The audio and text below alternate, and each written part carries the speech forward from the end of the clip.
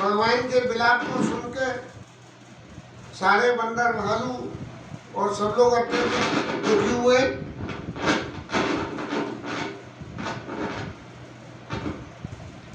और हनुमान जी महाराज के आते ही जैसे शरीर में प्राण वापस आ गए हो, ऐसी स्थिति बनी और सुषेण महाराज ने उनको जिंदा कर दिया। सुषेण महाराज ने दवा करके लक्ष्मण जी को मूर्छा को खत्म कर दिया। और अब रावण महाराज को जब ये खबर पड़ी कि ये तो बड़ा कमाल हो गया है कि भाई देखो मेघनाथ ने इतना उद्यम करा, उसके बावजूद भी कुछ असर नहीं हुआ और ये हनुमान जी महाराज सभी रास्ता को हमारी सारी चालों को काट देते हैं। तब रावण के मन में ये बात पैदा होके आई कि भाई मैं व्यक्तिगत रूप से नहीं कुछ कर पा रहा हूँ, तो क्यों न मैं जाके कुंभकर्ण महाराज को जगाया जाए। कभी कभी ऐसा हो जाता है जीवन में कि किसी काम की विशेष लगन सावधानी करने के बावजूद भी हम सफल नहीं हो पाते। काम वही करना है, लेकिन उस काम की सफलता का श्रेय किसी दूसरे को मिलना होता है, हमें नहीं मिलना होता। तब ऐसी परिस्थिति में हमारे हाथ से सिद्धि नहीं मिलती है। तब रावण को कुंभकर्ण का ध्यान आया कि भाई कुंभकर्ण भी तो है, हो सकता हो कि इस युद्ध में कुंभकर्ण की मार्फत मुझे विजय मिलनी हो। तो उसने कुंभकर्ण को जगाया।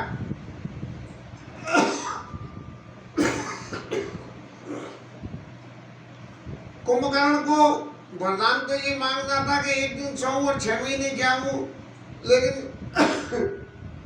उसके पास जाके भगवान ने उसकी मति सरस्वती से फिरवाई, जो उसने ये मांग लिया कि 6 महीने 100 और 1 दिन जाऊं। भगवान की लीला भी इतनी विचित्र है कि भाई यदि आपको कुंभकर्ण की मति फेर के ही वरदान देना था तो महाराज कुंभकर्ण के पास गए ही क्यों? जब आपको सब कुछ मालूम है कि ये सब ऐसा ऐसा उद्यम करेंगे, तब भी आप वरदान देने पहुंच गए और वरदान दे दिया। फिर उसके निराकरण के लिए इंतजाम करते रहे कि उसकी मति फेर दी। लेकिन जरा गंभीरता से ये विचार करें, ये विधाता का प्रपंच, ये जो दुनिया है जिसको हम विधाता का प्रपंच कहते हैं, ये गुण और अवगुण दोनों से मिलकर बनती है। अब दोनों से मिलके बनने का अर्थ ये हुआ कि अकेले गुण से कोई चीज नहीं सरवाइव कर सकती है और अकेले दुर्गुण से भी कोई चीज नहीं सरवाइव कर सकती है। एक मोटी देहाती व्यवहारिक जीवन की बात है, खाने के बिना गुजर नहीं है हमारी, लेकिन होता क्या है कि खाना खाओगे तो शरीर में कोई न कोई व्याधा उत्पन्न होगी। तो और न खाओगे तो भी व्याधा उत्पन्न होगी। तो विधि प्रपंच अचल अनादि, ये आज का ही नहीं है, अचल है और अनादि है। ये सब काम होते ही रहेंगे। दिन के बाद रात होगी, रात के बाद दिन होगा। अब जब रावण ने ये सोचा कि मेरी मार्फत पार नहीं डल रही तो ला चलो कुंभकर्ण की मार्फत पार डलवा लो, तो उन्होंने कुंभकर्ण को जाके जगाया और उस सब के लिए जो भी कुछ रावण को क्रिया करनी पड़ी। रामलीला में तो बड़े आनंद आते थे जब वो कुंभकर्ण को जगाने जाते थे और कुंभकर्ण नहीं जगता था तो कैसे कैसे नाटक दिखाए जाते थे। तब अखिल कुंभकर्ण महाराजों को जग गया और जगते ही उसने सबसे पहले रावण से पूछी कि काहे तब मुख रहे सुखाई, तुम्हारा मुंह सूख काहे को रहा है। तब रावण ने जो है सारी कथा सुना दी, और सारी कथा सुनाने के बाद ये इन सबको वरदान दिया, इन सबको ज्ञान दिया, लेकिन इन सबको श्राप लगा हुआ था। यदि किसी का श्राप लगा हुआ है तो दिया हुआ ज्ञान भी और दिया हुआ वरदान भी निष्फल हो जाते हैं, यदि श्राप करके लगा हुआ है तो। अब कुंभकर्ण को तो सबको मालूम थी, तब कुंभकर्ण महाराज रावण से क्या कह रहे हैं, सुनी 10 कंदर बचन तब कुंभकर्ण बिलखान, जगदम्बा हरियाण सठ अब चाहत कल्याण, जगदम्बा हरियाण सठ अब चाहत कल्याण। अब कुंभकर्ण ने तो रावण को समझाया कि तू जगत जननी जगदम्बा मैया को जो संसार का पालन करने वाली है, तू उसका अपहरण करके लाया है, और अब तू चाहता है कि तेरा कल्याण हो जाए, तो तेरा कल्याण नहीं होगा। अब रावण महाराज ने जब ये बात सुनी, तब जो है उनके समझ में बात तो उतरे न उतरे, लेकिन कुंभकर्ण ने बलन कीनते निशिचरना, अब मोई आई जगाए चिका। तेने जगदम्बा का हरण तो कर लिया, और ये हरण करके तेने अच्छा काम नहीं किया है, लेकिन अब तेने मुझे किस मतलब के लिए जगाया है, ये बता, मतलब की बात पे आ जाओ। तब रावण कुछ बोले इस पहले ही कुंभकर्ण ने दोबारा क्या कह दिया, अजो तात त्याग अभिमान भजो राम होई कल्याणा, राम जी का भजन कर तो कल्याण हो जाएगा, और अपने अभिमान को त्याग दे भाई रावण। हैं 10 शीश मनुष्य नायक, अरे क्या तेरी निगाह में वो मनुष्य है जाके अनुमान से दायक, जिसके पास हनुमान जैसा चलने वाला पराक्रमी महावीर हो, वो क्या इंसान हो सकता है? अरे हनुमान क्या किसी इंसान की जो है सेवा करने के लिए चाकरी करेंगे? वो ब्रह्म परमेश्वर की चाकरी करेंगे। अब तेने जब तूने हरण करके ले आता, तभी मुझे आके जगाता, और जगाने के बाद मुझसे कहता कि मैंने ऐसा कर लिया, तो अब मैं क्या करूं, कुछ तुम्हारी सलाह हो बताओ जैसा करूं। वो तो तेने कुछ करा नहीं, पहले लड़ाई मोल ले ली, अब बुरा बनाने को मुझे जो है जगने आ गया। तब कहें कीने प्रभु विरोध तेई देवक शिव बिनंची सुरजा के सेवक। जो सारी बातें रावण के परिवार वालों ने, मंदोदरी ने रावण को समझाने की कही, तब रावण के मन में एक बात विचार में आई कि ये तो सबने मिले हुए हैं और मैं पड़ गया हूँ अकेला, और ये सब कर रहे हैं ज्ञान की बात है, और मुझे ज्ञान चाहिए नहीं, क्योंकि रावण ने अपने मन में ये विचार कर लिया कि हो ये भजन न तामस दिया, और मन क्रम वचन मंत्र दृढ़ या मन से वचन से और कर्म से इस मंत्र को एग्जीक्यूट करने के लिए उसने कार्यवाही शुरू कर दी। तो बोले कि अब इनसे सुनना तो बेकार है, ये लोग जो कुछ भी कह रहे हैं इन सब का सुनना बेकार है, तो अब करें क्या? मेरे अकेले से पार पड़ने की नहीं हो रही, और इन सब का दल बदला हुआ दिख रहा है, तो क्या करना चाहिए? तब जो है सीधी सी एक बात आती है, व्यक्ति के जीवन में बुद्धि भ्रष्ट कर दी हो तो उसको जो है तामसी भोजन करा दे, और तामसी तमस का संग होते ही और सारा ज्ञान इनका चला जाएगा, ये फिर वापिस मेरे दल में मिल जाएंगे। तो रावण सुमिरत मगन रावण मांगे कोटि घट मद अरुमई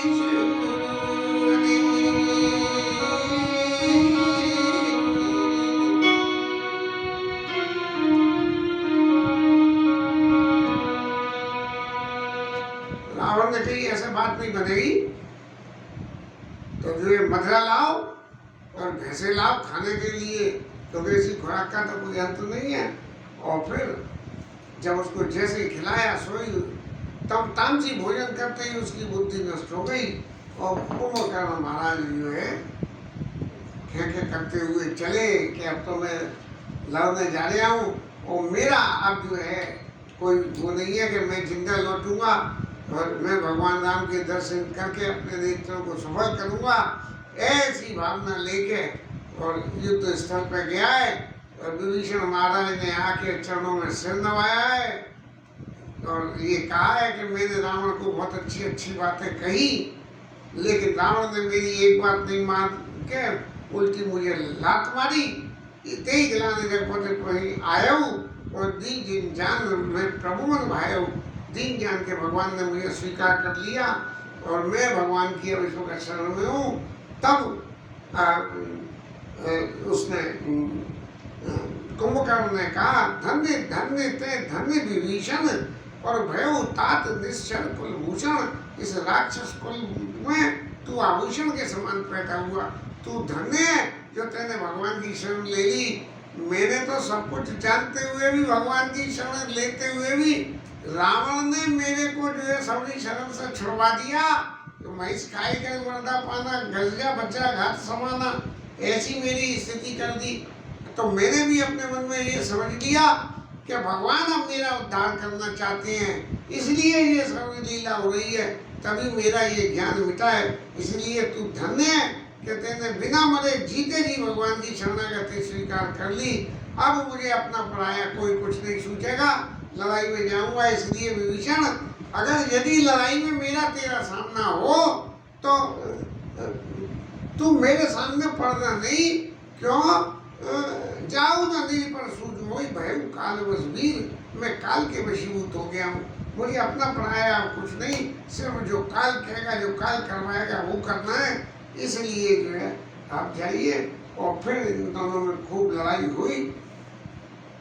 लड़ाई का वर्णन तो बहुत लंबा चौड़ा है, तो हमने तो कभी ऐसी लड़ाई करी नहीं है किसी से जो हमें ये पता हो। लेकिन हाँ, रामलीला में जरूर हम देखते थे कि लड़ाई शुरू।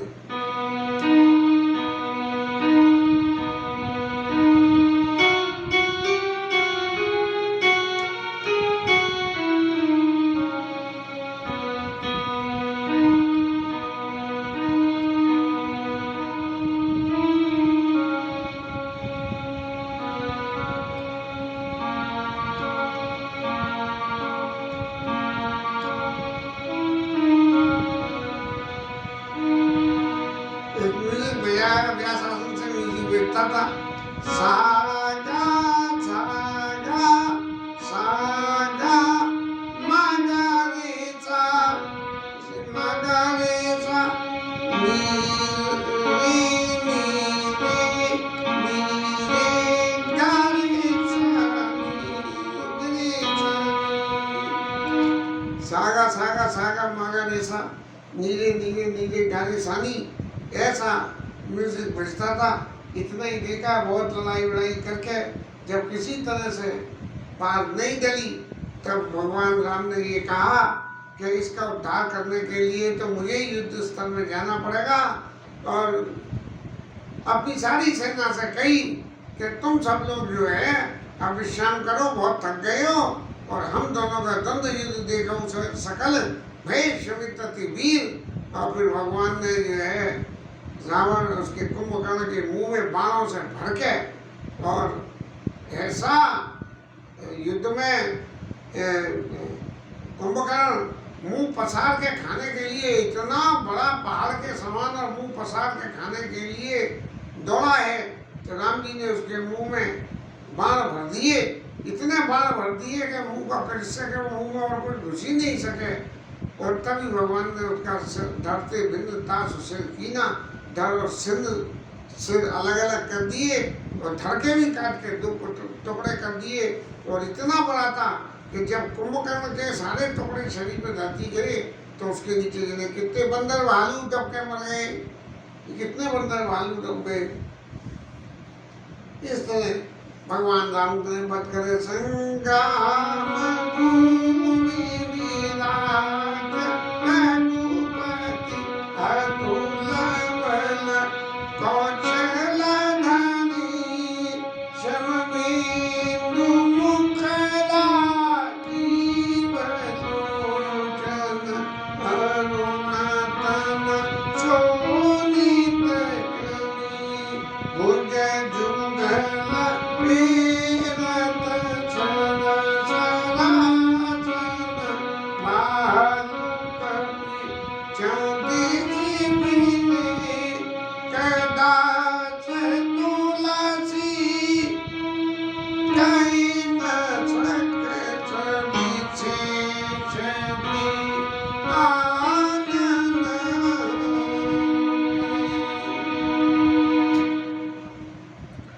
और फिर इसके बाद में इस युद्ध लीला में मेघनाथ को भेजा गया। मेघनाथ ने बहुत सारी माया दिखाई, माया दिखा के पार नहीं पड़ी तो छुप के जाके यज्ञ करने पर उतारू हो गए मेघनाथ महाराज। और विभीषण ने खबर दे दी कि महाराज मेघनाथ युद्ध यज्ञ कर रहे हैं तो फिर मारने में बहुत मुश्किल होगी।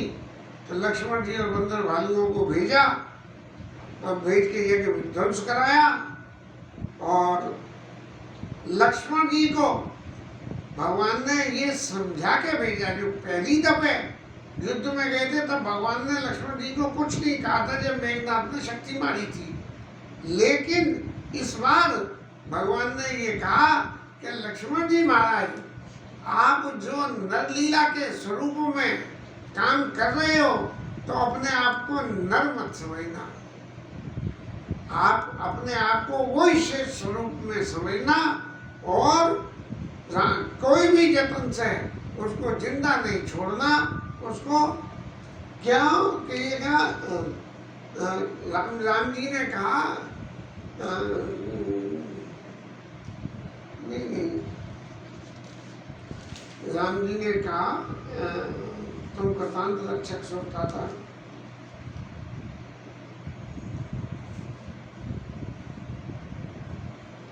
हाँ, तब लक्ष्मण जी महाराज ने प्रभु को ये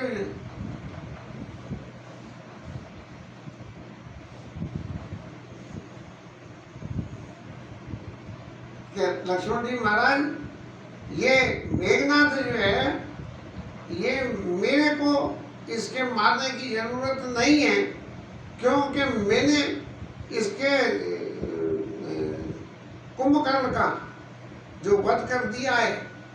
तो एकादशी महाराज इस युद्ध में आपको भी मिलना चाहिए, इसलिए आप राक्षसों के, तुम कृतांत भक्षक सुरत्राता, तुम राक्षसों का भक्षण करने वाले हो। इतने कृतांती जो राक्षस हैं इनका भक्षण करने वाले तुम कृतांत, गलत कह गया। ये राक्षसों का तुम अंत करने वाले हो, इसलिए जाओ। और लक्ष्मण जी ने क्या कहा, जो तेरी आजू बधे बीन आवो तो रघुपति से बद न कहावो, तो रघुपति से बद न कहावो। लक्ष्मण जी ने तो सीधा कह दिया कि यदि आज बिना मारे आ जाऊं तो आपका सेवक नहीं कहलाऊंगा। और एक बात और है, जो शंकर सत करई सहाय तदपि तो रघुबीर दुआई। एक भगवान राम शंकर जी को मानते हैं, तो शंकर जी राम जी को मानते हैं।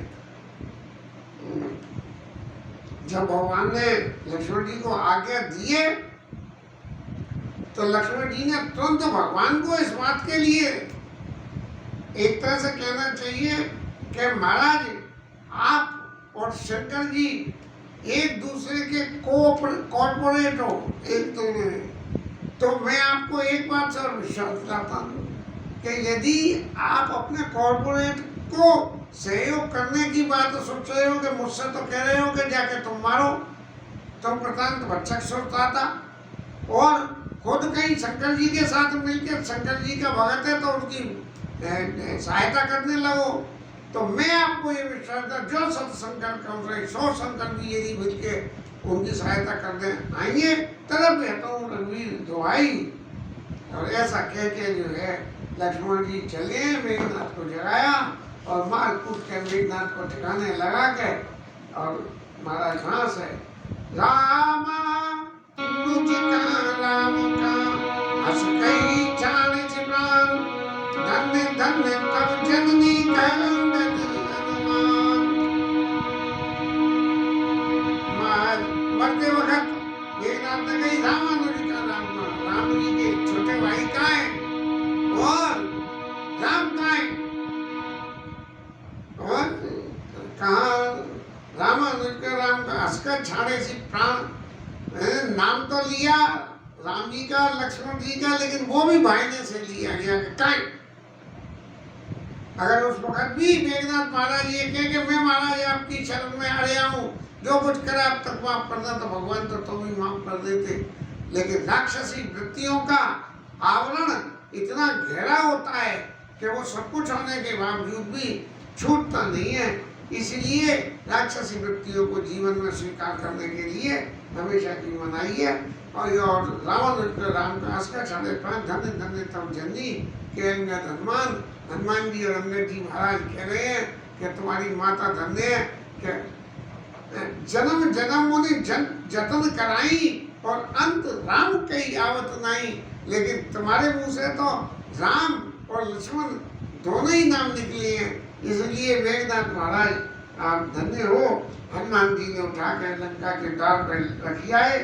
रावण को बड़ी तकलीफ हुई है और इसके आगे की कथा फिर नहीं, ये लड़ाई मारकाट की कथा को तो हम पे कहना आता नहीं है। थोड़ी सी कथा में कल इस लड़ाई मारकाट की सिद्धि करके फिर भगवत चरित्र की कथा को कहेंगे, और हरि नाम कीर्तन करना अभी बाकी है। आज कथा में कुछ टाइम भी है।